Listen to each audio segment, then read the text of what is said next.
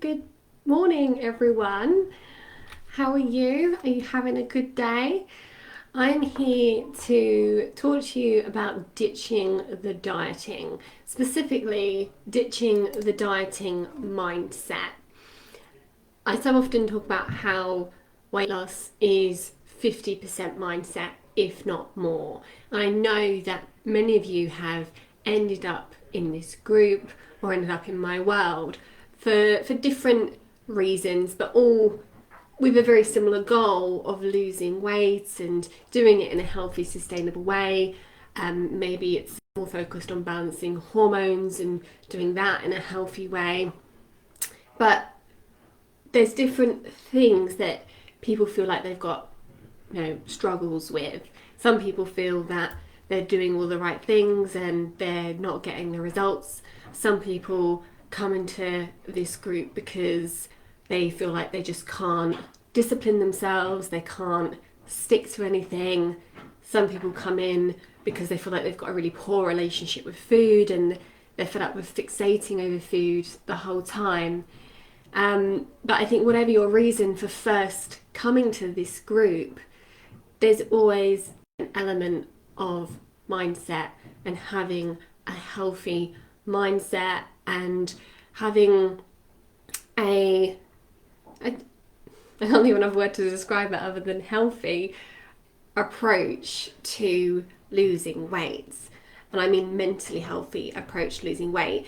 And this is why we want to ditch this dieting mindset, because the typical approach that is really our default and the approach that we've all been taught is a very unhealthy one that mentally can be extremely damaging. It can set us up for long-term failure and to keep, falling off the wagon and, keep repeating the same patterns. It all comes down to our mindset. And the approach that you ultimately choose when it comes to, what you choose to eat, how restrictive you choose to eat, that really all stems from your mindset. So the mindset is huge, and ditching this dieting mindset is critical. And I want to kind of define what is the dieting mindset. Really, I think the first thing is focusing on restriction. When most of us try to change something, try to lose weight, the first thing that we tend to do is say, okay, I'm going to cut out bread and I'm going to cut out pasta and I'm going to cut out cheese, I'm going to cut out coffee, and you just think about all the things that you're going to cut out. And often it's the things that you really love, the things that you look forward to, that you get comfort from, and instantly you're on the back foot because you're thinking about, as soon as you tell yourself that you can't have something, you instantly want it all the more. Have you experienced that? Let me know in the comments if you have. I certainly have, and I've tried to do detoxes and various other things where, when I'm planning it all out, it sounds amazing and I get really excited about it. And I think, oh my gosh, I'm going to feel so good when I cut out this and this and this, and when I do this and this and this. And then it gets to the day where I'm going to start doing it, and suddenly I feel really overwhelmed, really anxious, and then just can't do it. And so I think so many of us decide that we're going to do, 10 different things or however many different things to improve our health and get us moving towards where we want to be. But in reality, most of us are only capable of doing one or two things, with any level of quality.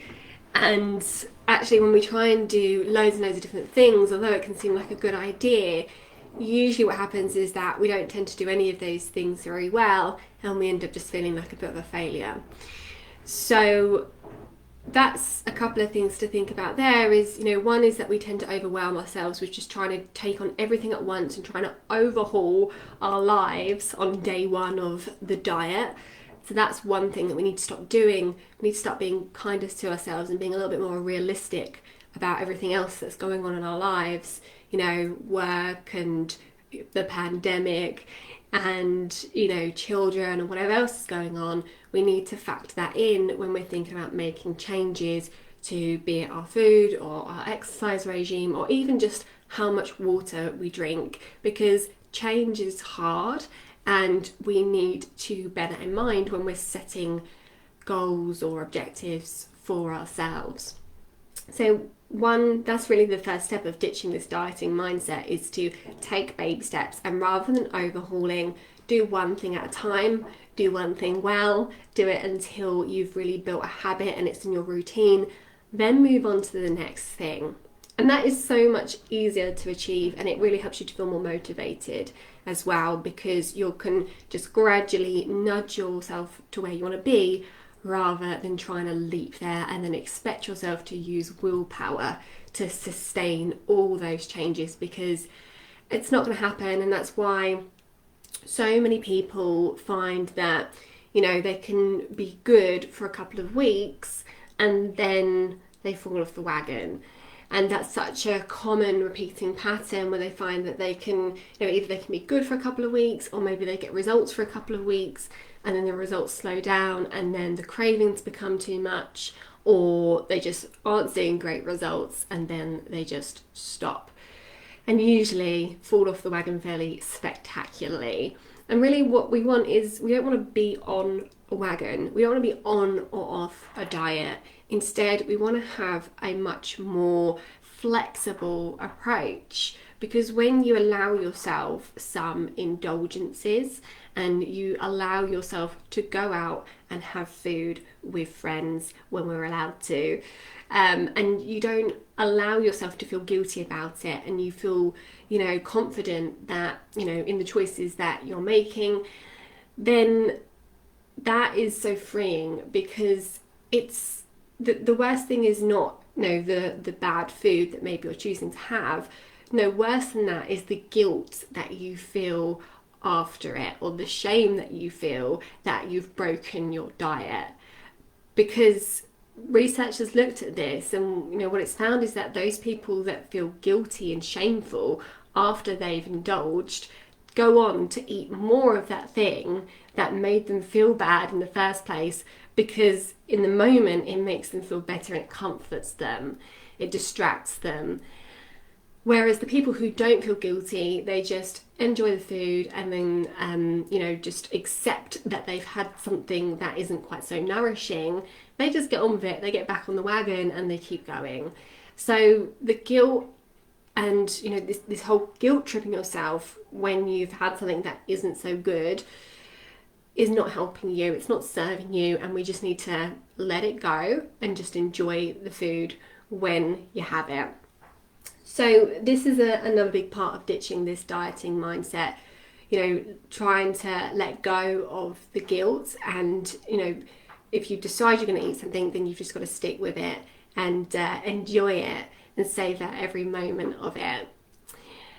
And I think this really feeds into a kind of like a personality type that a lot of people have. And this is kind of a trait that can develop with dieting, which is perfectionism, or feeling that it has to be all or nothing. And, you know, a lot of times we can feel like perfectionism is a really good trait to have, because it means that when you do something, you do it well. But the problem with it is that it means that as soon as you're not doing something as well as you would like to do it, as soon as you're doing something below your own high standards, then you feel like you've failed and you've messed up. And so that throws you off the wagon. But the thing is, that is just your own perception, and that is a mindset that's really sabotaging your success. Because in reality, you know, it doesn't have to be perfect. No one's perfect, and striving for perfection is just setting you up to fail, because you're never gonna achieve it. So in reality, you know, a good rule to live by is it 70% good enough? You know, is it good enough to move me towards my goals? Okay, it might be not be perfect, but is it good enough? Am I eating well enough of the time to move me towards my goals?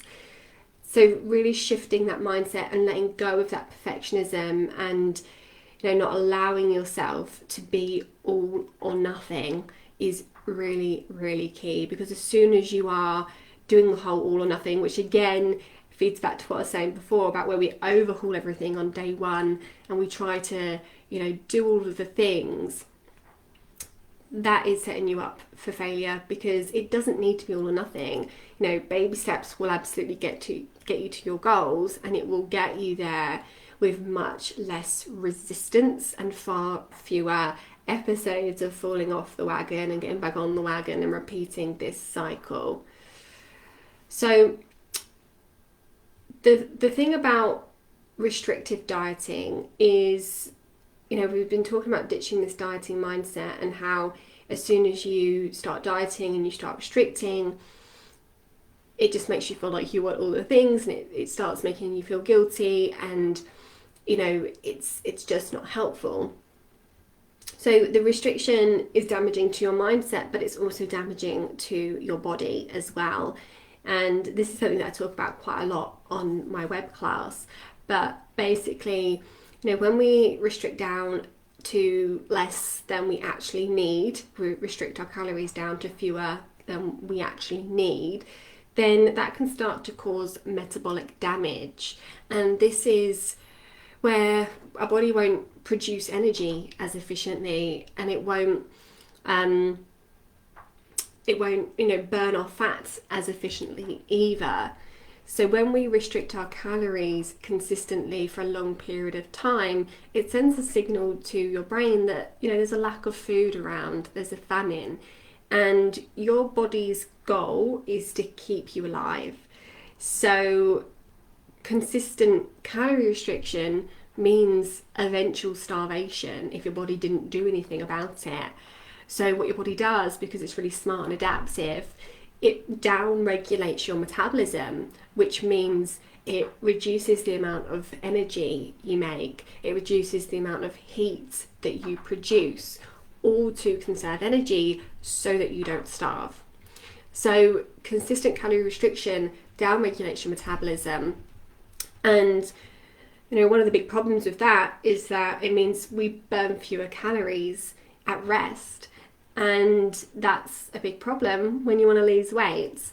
And an even bigger problem is that your metabolism doesn't just come back up again when you start eating a regular amount of food again, or when you have these days or weeks where you're off the wagon.